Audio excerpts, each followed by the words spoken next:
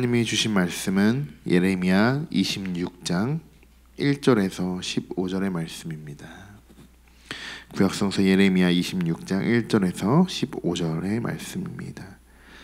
26장 예레미야 예언은 선지자들에 의해 선포된 하나님의 말씀을 거부한 이스라엘에 대해서 하나님께서 계획하고 있는 예루살렘 및 성전 파괴와 같은 심판을 배경으로 한 말씀입니다. 우리 1절과 7절의 말씀을 같이 한번 읽어보겠습니다. 유다의 왕 요시야의 아들 여호야김이 다스리기 시작한 때에 여호와께로부터 이 말씀이 임하여 이르시되 여호와께서 이와 같이 말씀하시니라. 너는 여호와의 성전뜰에 서서 유다 모든 성읍에서 여호와의 성전에 와서 예배하는 자에게 내가 내게 명령하게 이르게 한 모든 말을 전하되 한마디도 감하지 말라. 그들이 듣고 혹시 각각 그 악한 길에서 돌아오리라. 그리하면 내가 그들의 악행으로 말미암아 그들에게 재앙을 내리려 하던 뜻을 돌이키리라. 너는 그들에게 이와 같이 이르라. 여호와의 말씀에 너희가 나를 순종하지 아니하며 내가 너희 앞에 둔 내 율법을 행하지 아니하며 내가 너희에게 나의 종 선지자들을 꾸준히 보내 그들의 말을 순종하라고 하였으나 너희는 순종하지 아니하였느니라.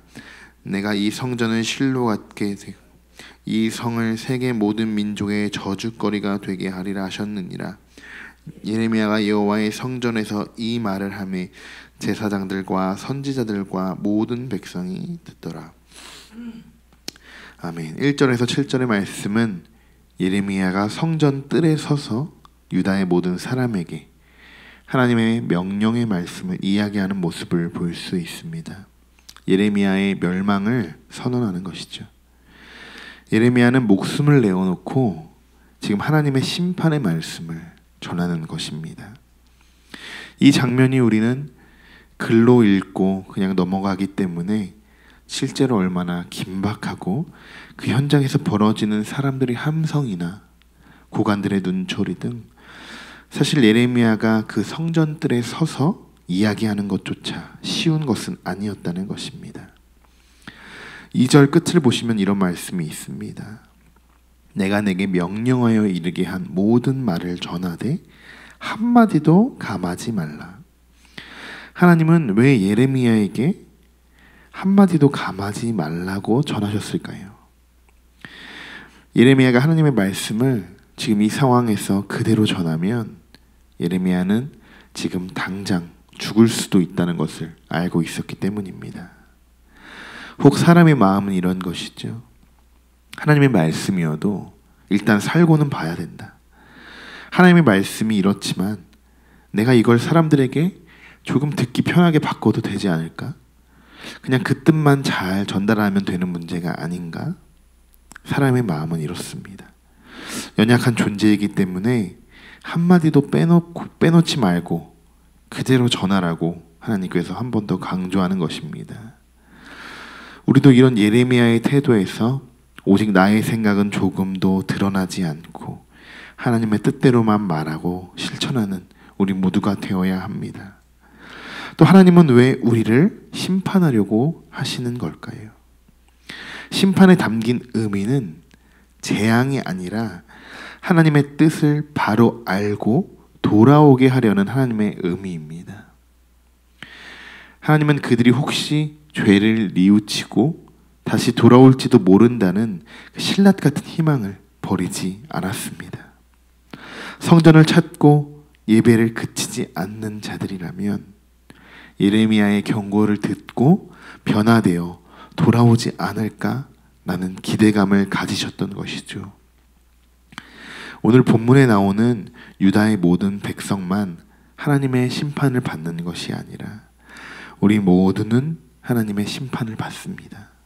다시 말하면 우리는 계속적으로 죄를 뉘우치고 다시 하나님의 곁으로 돌아가야 하는 대상이라는 것이죠.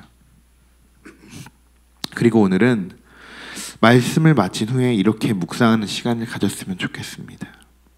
내가 속한 공동체를 돌아보면서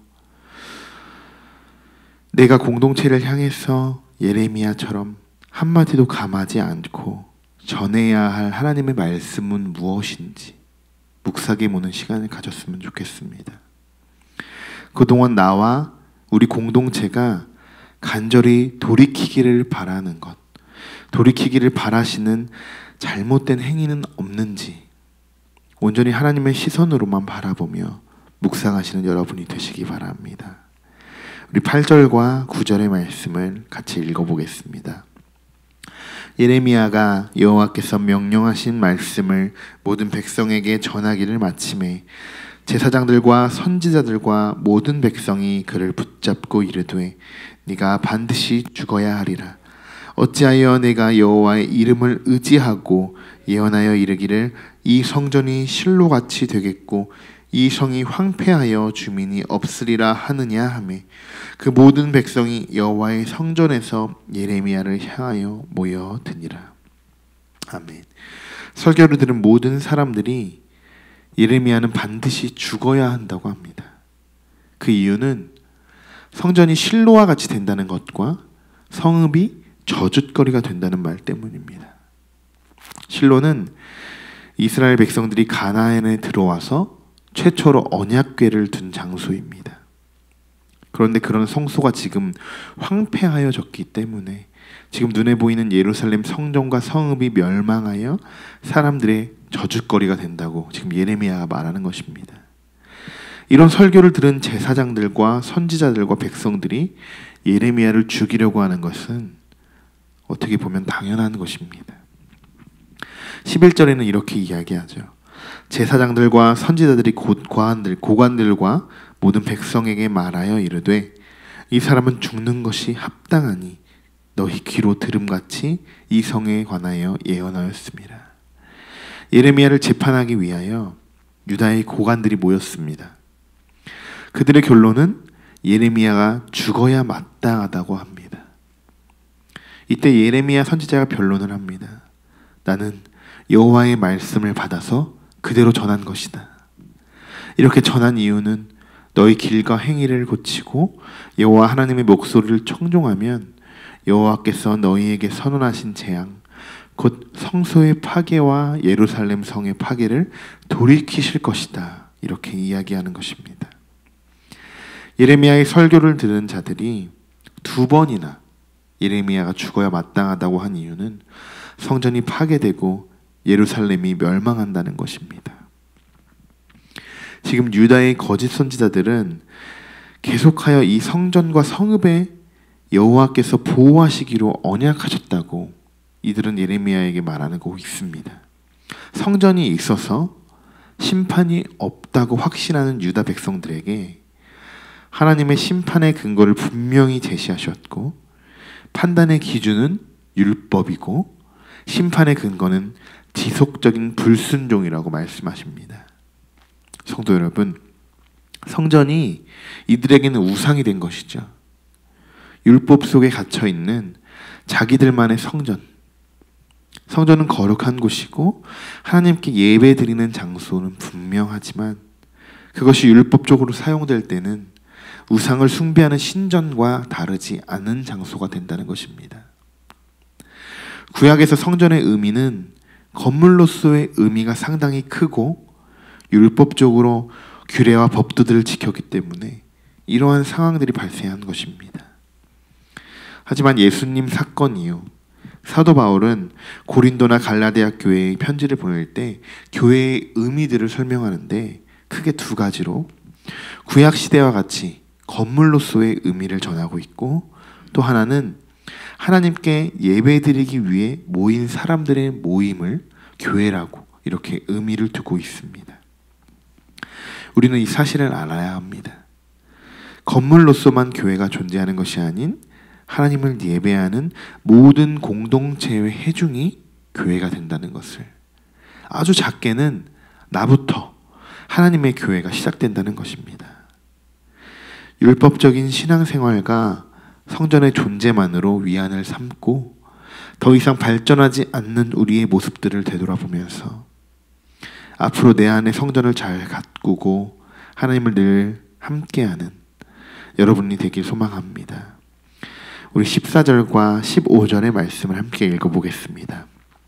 보라, 나는 너희 손에 있으니 너희 의견에 좋은 대로 옳은 대로 하려니와 너희는 분명히 알아라.